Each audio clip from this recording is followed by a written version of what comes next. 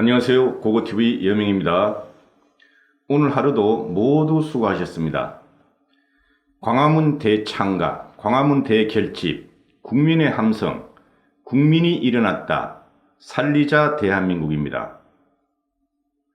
너희들 식으로 계산하면은 우리는 2천만 명이 모였다입니다. 나경원이 한 말인데 제가 봐도 최소한 100만 명은 넘습니다. 이거는 제 계산식으로 하면은. 하여튼 너희들 식으로 하면은 모든 국민이 일어났다. 문씨들 듣고 있나? 지금 오늘 그 집회 과정을 보면 말이죠. 광화문, 그리고 광화문에서 남대문 숭례문까지, 그리고 옆에 대한문, 옆에 시청, 그리고 또 오른쪽으로는 종각까지, 왼쪽으로는 독립문까지 다 찼죠. 우리가 보통 말이죠. 광화문에서만 모여도 50만이 모였다, 100만이 모였다 그러고 시청 앞에만 모여도 30만이 모였다 그럽니다. 그 추산이라는 것은 각자의 해석에 따라 달라지는 것이기 때문에 이런 식으로 따지면은 최소한 150만 명은 모였다 하는 것이 제 생각입니다. 일반적인 언어를 사용하는 겁니다. 그리고 제가 경험한 바로는 저는 79년 민주화 과정, 79년 민주화 과정은 시청에서 모였죠. 87년 민주화 과정은 시청과 대한문과 광화문 쪽에 조금 모였고, 그 다음에 촛불, 그죠? 그 다음에 광우병 사태와 촛불이 아무리 많아도 광화문을 점령하고 남대문까지는 뻗질 않았어요. 얘네들이 문시종이 말하는 것을 촛불 때 100만 명이 모였다 하면은 그런 식으로 하면은 최소한 200만 명이 모였고, 제 생각대로 하면은 약 150만 명이 모였다는 것이죠. 그죠? 우리가 87년도 민주화 과정, 죄송합니다. 제가 감기 기운이 있어가지고요. 우리가 민주화 과정에서 주로 나간 곳이 광화문이 아니고 시청광장이었습니다. 그때 서울 시내 모든 대학생들이 했었고, 보통 30만 명이 모였다 했습니다. 시청 그 조그만 땅덩이에 30만 명이 모였으므로 광화문과 시청과 대한문과 남대문과 종각과 독립문까지 덮어버렸으므로 최소한 150만이라는 소리죠. 저는 숫자를 말하는 게 아닙니다. 국민의 함성과 국민의 결집과 국민의 대결집과 환호에서 국민이 일어났다는 것을 말씀드리고 싶은 것입니다. 저도 오늘 그것을 보고 감격을 했습니다. 과연 중장년층을 제외한 젊은이들이 모일 것인가, 3040이 모일 것인가, 또는 20대 학생들이 모일 것인가, 저는 거기에 상당히 노심초사했어요. 그런데 놀랍게도 중도층들이 중장년층뿐만 아니라 중도층들이 광화문으로 모여들었고, 젊은 1030들이 스스로 왔고, 10대들은 어머니의 아버지의 손을 잡고 왔고, 즉 역사의 현장을 기원하게 되었고, 그 다음에 서울대 학생들이 광화문 집회에 합류했다는 것입니다. 서울대 학생들은 대학로에서 열리는 그 소수의 대학생 집회, 그거 보니까 말이죠. 그 몇 명 안 모였더라고. 나는 고대 연대가 미워 죽겠어. 왜 그런 식으로 젊음의 말이지, 의지를 갖다가 스스로 깔아먹는지, 하여튼 서울대생들이 광화문 집회에 참여해서 놀랍게도 서울대 성악가 출신들이 광화문 연단에 올라서 희망의 나라로를 부르며 성악을 열창하게 됩니다. 이거는 대단한 사건이라고 보면 됩니다. 죄송합니다. 제가 감기에 걸려가지고. 그리고 또 하나의 특징지에 의해서는 밤이당에서 오신환 등 몇 명은 참여했지만은 유승민 등 안철수 걔는 참여를 하지 않았던 것이죠. 즉 이건 무엇을 의미하느냐 하면은 밤이당은 지금 분출하는 국민의 욕구, 분노하는 국민의 감정을 스스로 체크도 제대로 못하고 자기 살 길만 바쁘다. 그래서 밤이당은 더 존재감이 없어질 것이다 하고 저는 생각하는 것이죠. 또한 며칠 전에 그 서초문 집회, 그거는 공갈빵이었지만은 광화문은 대한민국의 심장입니다. 모든 심장에 광화문 시청과 대한문에 모여 있죠.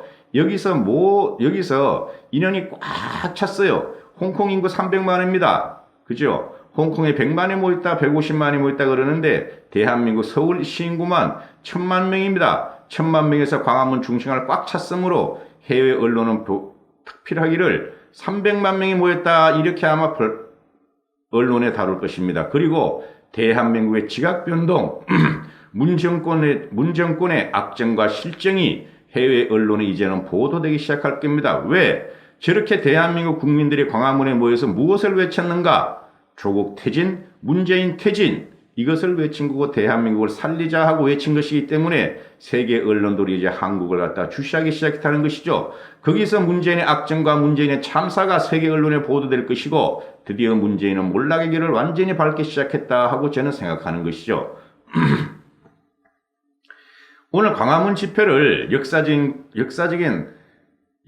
말로 하면은 한 단어로 획을 그어버리면은 우파 중도의 승리고 좌파의 몰락이다 하는 게 역사적으로 현대사적에서 아마 현대사적으로 재단을 할 겁니다. 왜 그러냐면은 우리가 서울 시내에서 저렇게 많은 군중이 좌와 우로 나눠서 싸운 경우는 1945년 해방 이후뿐이 없습니다.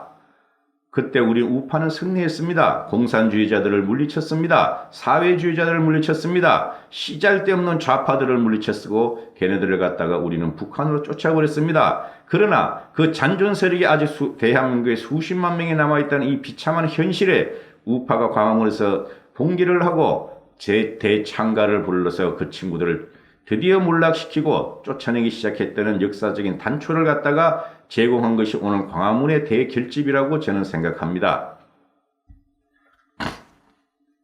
문제는 향후 몰락의 길을 걸을 것이며 절대로 국민을 이길 수 없습니다. 공산주의도 사회주의도 민주주의도 남미좌파도 어느 누구도 국민을 이길 수는 없습니다. 자, 이제 각계로 들어가서 말이죠. 오늘 연단이 많이 나왔죠. 황교안 입에서 이제 아직도 문정권 퇴진 말이 안 나왔습니다. 나경원 입에서 안 나왔습니다. 그러나 오세훈이가 나와서 조국 문재인을 파면하라 합니다. 조국 문재인을 파면하라. 전번에도 오세훈이는 문재인을 퇴진을 외쳤죠. 그 다음에 홍준표는 나와가지고 국민의 이름으로 문재인을 탄핵한다고 외쳤습니다. 이게 정상이에요. 저는 어떤 정치인에 대해서도 호불호가 없습니다. 한국당을 중심으로 보수 우파 중도가 묻혀서 문재인을 갖다가 제거하고 척결하고 정권을 되찾아와서 다시 대한민국을 살리고 대한민국을 강건 부유하게 살리는 것이 제 목표입니다. 오세훈과 홍준표가 이런 말을 했고 물론 조원진이도 과거부터 문재인 탄핵을 외쳤죠. 그죠? 요번 광화문 대결집 대환호의 핵심은 모든 세력이 하나로 뭉쳤다는 것이고 약간의 의의가 다르지만은 국민의 힘을 보여줬다는 것이죠. 어느 정당을 지지한다고 착각하시면 안 됩니다. 자, 언론의 기사를 제가 쭉 읽어보고 제 나름대로 정리한 건데요. 탄핵 촛불로 일어선 문재인이가 우파판 촛불 부메랑을 맞았다 이런 기사를 뽑아요. 어떤 언론에서는. 그리고 우리 우파의 주장은 오늘 어떻습니까? 우파도 그렇고 중도도 그렇고 그 10대들도 마찬가지고 20대들도 마찬가지입니다. 오늘 광화문 집회에 참여한 사람들은 국민님들은 그렇습니다. 반드시 승리하리라. 당군 이래 최악의 정권이다. 문재인 조국 퇴진을 팻말에 들고 외치고 지나갔죠. 쓸어버린 거예요. 이거 광화문을. 광화문 뒤에 뭐가 있습니까? 문재인이 있다. 그 함성을 듣지 않았을 리 없다. 그죠? 이게 각 언론에서 말입니다. 광화문 집회가 뭐 몇 킬로고 그걸 계산해 보면은 서초동에 뭐 어쩌고 저쩌고 해가지고 서초동이 뭐 몇 명이고 100만 명이라면은 광화문 집회는 320만 명이 된다. 그리고 2016년 촛불 집회가 뭐 170만 명인데 광화문 집회는 뭐 320만 이런 식이라는데 저는 그건 관심 없어요. 엄청나게 많았다는 것이고 압도적으로 좌파 문파 세력을 눌렀다는 것입니다. 촛불 연 2년 집회가 몇 명이라 그랬습니까? 170만 명이라 그런가? 기억이 안 나는데요. 그 다음에 그러면은 태극기부대 집회는 수천만 명이 될 텐데, 그죠? 자, 오늘 이렇게 광화문 집회가 대서특필되고 종편에서만 반응했죠. 주로 종편에서. 주로 태극기 집회는 나오지도 않았어요. 이때가 한 번도 이런 우려 비참한 언론 탄압의 나라에 살고 있다니까요. 근데 황교안이가 이제 한국당이 중심으로 하니까 한국당은 그래도 제도권 정당이가 조금씩 나오는데 우공당도 제도권 정당이라고, 국민의 반발과 비판은 언론에서 다뤄줘야 되는데 안 다뤄줘, 얘네들이. 응? 오늘 청와대에서 뭐라 그랬습니까? 아무 말도 없어. 입장 없다. 묵묵무다. 근데 며칠 전에 서초동 집회에서 뭐라 그랬습니까? 국민의 뜻을 무겁게 인식한다 하고 검찰을 압박했죠.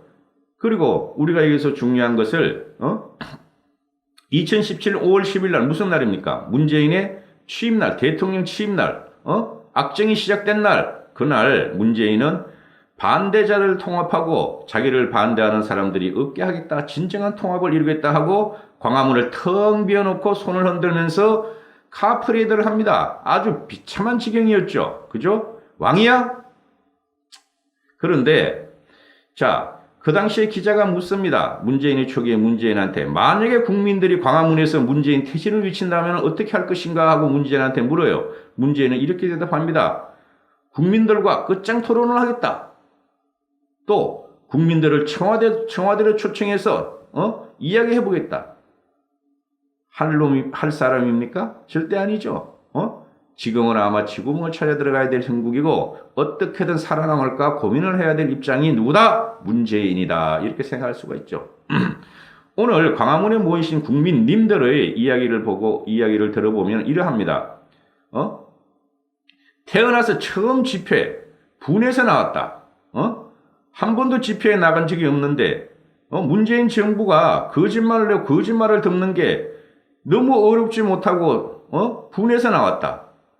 서초동 집회를 다 합쳐도 5만 명도 안 될 것 같았는데 200만 명이라고 거짓말을 하고 조국이를 보호하고 문재인 정권을 유지하는 것을 보고 참가를 결심했다. 내 인생 처음으로 나왔다. 이렇게 말을 합니다. 이 사람들이 누구냐? 30대들이에요. 30대 마음하고 30대 직장인들이 이런 말을 하더라고. 문재인은 어떻게 된다? 몰락의 길을 걸을 것이다. 더 이상 재기는 불가능할 것이다. 우파 중도는 더 문재인을 밀어붙여가지고 임기까지 가지 않게 해야 된다 하는 겁니다. 감사합니다. 고고TV 이여명이었습니다.